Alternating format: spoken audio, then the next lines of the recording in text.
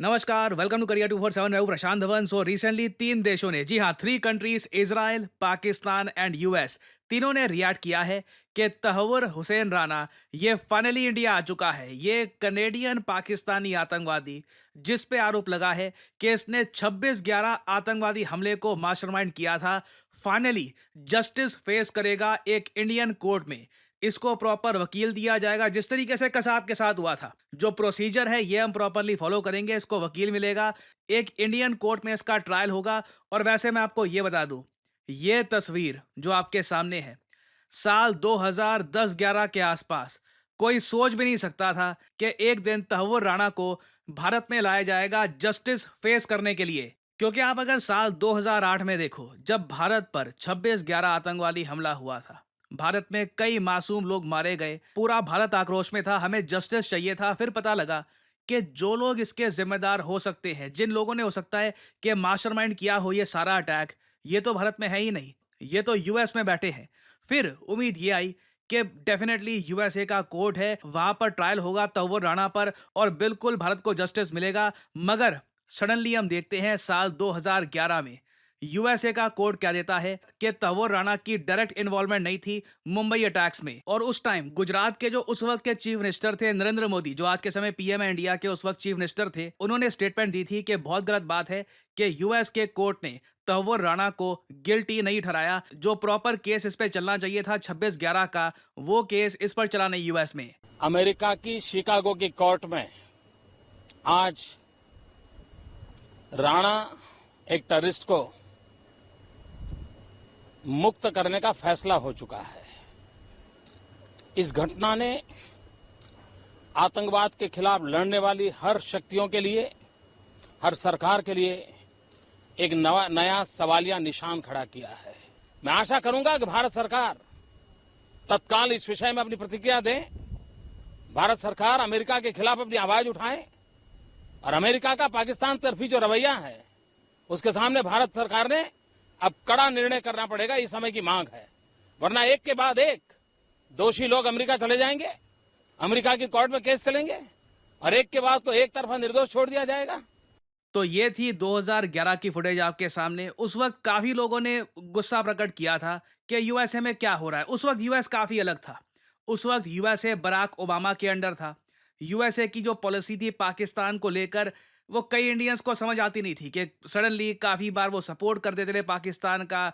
India की काफी जो रिक्वेस्ट होती थी एक्स्ट्राडिशन को लेकर, वो एक्सेप्ट की नहीं जाती थी। फिर उसके बाद से लेकर अब 2025 में जो यूएसए है ना, यूएसए के लिए इंडिया आज के समय कई गुना एक ज्यादा इंपॉर्टेंट कंट्री बन चुका है। और साथ ही साथ यूएसए में सिंस डोनाल्ड ट्रंप है, ट्रंप को कोई परवाह नहीं है कि तहव्वुर राणा यूएसए में रहे। इंडिया में अगर भेज दिया इसको तो पाकिस्तान बुरा ना मान जाए या कनाडा बुरा ना मान जाए। डोनाल्ड ट्रंप ने सीधा सीधा, आपको याद होगा जब पीएम मोदी गए थे यूएसए में, उस वक्त कैटेगोरिकली कहा था कि जो तहव्वुर राणा ये आतंकवादी है, जल्द से जल्द इसको एक्स्ट्राडाइट किया जाएगा भारत को। और 16 साल के लंबे इंतजार के बाद 26/11 आतंकवादी हमला 16 साल पहले हुआ था भारत पे। 16 साल के लंबे इंतजार के बाद फाइनली तहव्वुर राणा को हम भारत में लेकर आए हैं। इसके ऊपर केस चलेगा। और अगेन आपको हिस्ट्री समझनी होगी। आप अगर जो स्ट्रगल है इसके पीछे कि कितनी बार यूएसए को गुहार लगाई कि ये आदमी देखिए गिल्टी हो सकता है 26/11 हमले का, इस पे इसके अगेंस्ट बहुत सारे सबूत है हमारे पास, ये मोस्ट प्रोबेबली मास्टरमाइंड है 26/11 हमले का। ये बात कई बार यूएस को बोली गई और कई बार रिपोर्ट्स ये भी आई कि जी यूएस एक्स्ट्राडाइट शायद ना करे इंडिया, क्यों इसके पीछे भी दो रीजन थे। तहव्वुर राणा के पास देखिए दो सिटीजनशिप है, एक तो कनेडियन, एक पाकिस्तानी। इसने लिटरली पाकिस्तानी आर्मी में सर्व कर रखा है। ये फॉर्मर मिलिट्री डॉक्टर था पाकिस्तान मेडिकल कोर में। बाद में इसने लश्कर तैयबा को भी ज्वाइन किया। बाद में ये बन गया कनेडियन नागरिक। तो काफी रेजिस्टेंस थी, but in the end Tahawwur Rana India में आ चुका है। और पाकिस्तान ने देखिए सबसे पहला काम ये किया है कि खुद को दूर कर लिया है तहव्वुर राणा से। इवन दो ये आदमी पाकिस्तानी मिलिट्री में काम कर चुका है, अब पाकिस्तान कह रहा है तहव्वुर राणा ये तो देखिए कनेडियन है, इसके बारे में जो भी बोलना है आपको तो कनेडियन कहकर बोलो। क्योंकि पाकिस्तान नर्वस है कि जब तहव्वुर राणा की ग्रिलिंग होगी इंडिया में, जब एनआईए ने जो 20 दिन की इसकी कस्टडी मांगी है, तो इसकी ग्रिलिंग करेंगे, सवाल पूछेंगे इससे। तो जब ये बोलना शुरू कर देगा कि हाँ जी ये कहानी थी, पाकिस्तान की गवर्नमेंट यहाँ पे ये सब इन्वॉल्व थी, अगर इसने पाकिस्तान के रोल के बारे में ओपनली बोल दिया, पाकिस्तान पर फिर से एक बहुत बड़ा आरोप लगेगा कि पाकिस्तान की सरकार ने कहीं ना कहीं से फंड किया था 26/11 आतंकवादी हमले को। इसलिए पाकिस्तान ने ऑलरेडी बोलना स्टार्ट कर दिया है राणा इज कनेडियन। यूएस की आप अगर स्टेटमेंट देखो तो बहुत पॉजिटिव है इस मामले में। यूएसए की कई जो पॉलिसीज हैं आज भी पाकिस्तान को लेकर अजीबोगरीब है, जैसे कि पाकिस्तान के F-16 फाइटर जेट के लिए मिलियंस ऑफ डॉलर ये देते हैं। बाकी जगह कहते हैं कि पैसे नहीं है, पैसे नहीं है, पर पाकिस्तान के लिए वो पैसे देने को तैयार है। बट इस पर्टिकुलर केस में यूएस की तरफ से बहुत अच्छी स्टेटमेंट आई है। इन्होंने कहा है पूरी दुनिया शॉक थी 26/11 हमले से, और हम लोग आज के समय बिल्कुल सपोर्ट करते हैं इंडिया के जस्टिस एफर्ट्स को, और तहव्वुर राणा हमारी तरफ से एक्स्ट्राडाइट हो चुका है। अब इंडियन कोर्ट देखेगी कि ये गिल्टी था या नहीं। नाउ पाकिस्तान की हमने बात कर ली, यूएस की बात कर ली, अब हम बात करते हैं इजराइल की। देखिए, अगर हम जो मृतकों का आंकड़ा देखें 26/11 हमलों में, तो ये टोटल नंबर था 166। इसमें 141 मारे गए थे भारतीय, 6 अमेरिकी नागरिक और 4 इजरायली नागरिक भी मारे गए थे।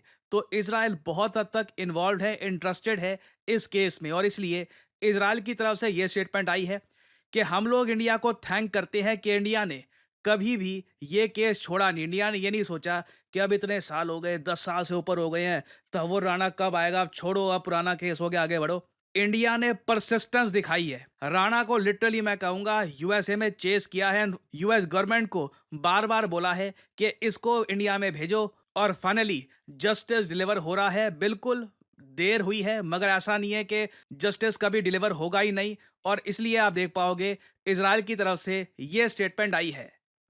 We are encouraged to hear about the extradition to India of one of the perpetrators of the terrible and horrendous terrorist attacks that happened in Mumbai on the 26th of November 2008, which took the lives of more than 170 innocent civilians, including Israelis. I would like to thank the government of India for its persistence in bringing the terrorists to justice. तो अब finally यहाँ पर देखना होगा कि Tahawwur Rana India में बोलता क्या क्या है पाकिस्तान के बारे में, और ये भी इंटरेस्टिंग होगा कि इजराइल की गवर्नमेंट पर्टिकुलरली मोसाद क्या इस सब में इन्वॉल्व होती है या नहीं होती। सो आने वाले समय में तहव्वुर राणा ये नेम न्यूज़ में रहेगा। जो इसका केस है, जो डेवलपमेंट्स होती हैं, इससे रिलेटेड कुछ अपडेट सामने आती है तो मैं आपके लिए अपडेट लाता रहूँगा। याद रखिएगा, ये 16 साल के इंतज़ार के बाद finally justice is being delivered. ये एक हिस्टोरिक मोमेंट है इंडिया के लिए। और फाइनली यहाँ पे आप लोगों से मैं पूछूंगा एक सवाल। रिसेंटली एक रिपोर्ट रिलीज करी गई थी, डिजिटल थ्रेट रिपोर्ट 2024। ये साइबर सिक्योरिटी को एनहेंस करने के लिए रिपोर्ट रिलीज करी गई थी। आपको यहाँ पर ये बताना है कि किस कंट्री ने ये रिपोर्ट करी है रिलीज। ये है यहाँ पे आपकी ऑप्शंस, चाइना, इंडिया, जापान या जर्मनी। कमेंट सेक्शन में करिए उत्तर। जो लोग देंगे सही आंसर, उनकी कमेंट को मैं दे दूंगा हार्ट, ताकि बाकी लोग समझ पाएं कि सही उत्तर क्या है। आप लोग यकीन नहीं करेंगे कितने सारे लोगों से मैं मिलता हूँ और उनसे बात करता हूँ, और उनका एक ही सवाल होता है कि करियर में अब क्या करें।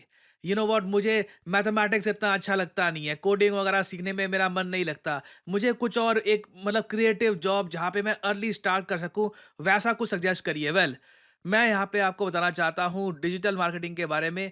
डिजिटल मार्केटिंग के अंडर आपका करियर कैसा हो, इस फील्ड के अंडर आप बन सकते हैं डिजिटल मार्केटिंग असिस्टेंट, आप बन सकते हैं एक एसईओ राइटर, आप बन सकते हैं सोशल मीडिया स्पेशलिस्ट, आप बन सकते हैं एक एसईओ मैनेजर, एक कंटेंट मैनेजर डिजिटल मार्केटिंग के अंडर। एंड सिमिलरली आप देखोगे डिजिटल मार्केटिंग के जो कोर्सेज हैं ये भी दुनिया भर में, चाहे यूएस हो, यूरोप हो, हर जगह ये कोर्सेज बढ़ते जा रहे हैं। और आप एक बात नोट करिएगा, ज़्यादातर जो ये कोर्सेज हैं बहुत ज़्यादा महंगे होंगे, सिर्फ इंग्लिश लैंग्वेज में होंगे, और ये कोर्सेज बहुत छोटे होते हैं। 2-3 महीनों में ना हो गया कोर्स हो गया आपका, आपको बस आगे भेज दिया जाएगा।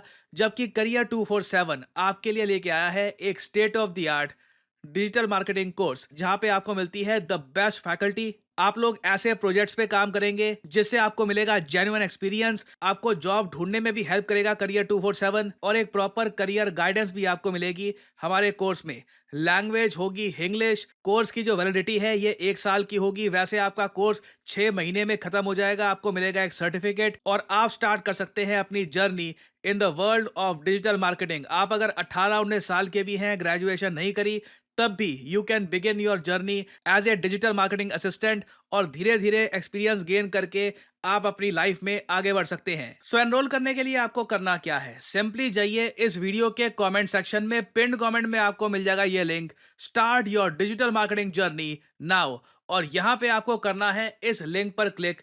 आपके सामने खुल जाएगा ये पेज। इधर अपना नाम, ईमेल आईडी, फोन नंबर और ऑब्वियसली डिस्काउंट कोड यहाँ पे डाल देना PG10, ताकि जो प्राइस है इस कोर्स का इससे बहुत ज्यादा कम प्राइस में आपको ये कोर्स मिले। अगर आप कोड डालना भूल जाओगे तो प्राइसेस आपको काफी इंक्रीज मिलेंगे यहाँ पर। So always enter the code PG10 and simply apply. That's all I am saying, simply apply. Career 247 की तरफ से कंसल्टेंट आपको कॉल करेंगे, आप बात कर सकते हैं, जानकारी और ज्यादा प्राप्त कर सकते हैं और आप स्टार्ट कर सकते हैं अपनी journey in the world of digital marketing. और याद रखिएगा, this is not just digital marketing, this is digital marketing with generative AI। So इसी नोट के साथ यह है वीडियो का अंत। Thank you for listening and as I always say, may the gods watch over you.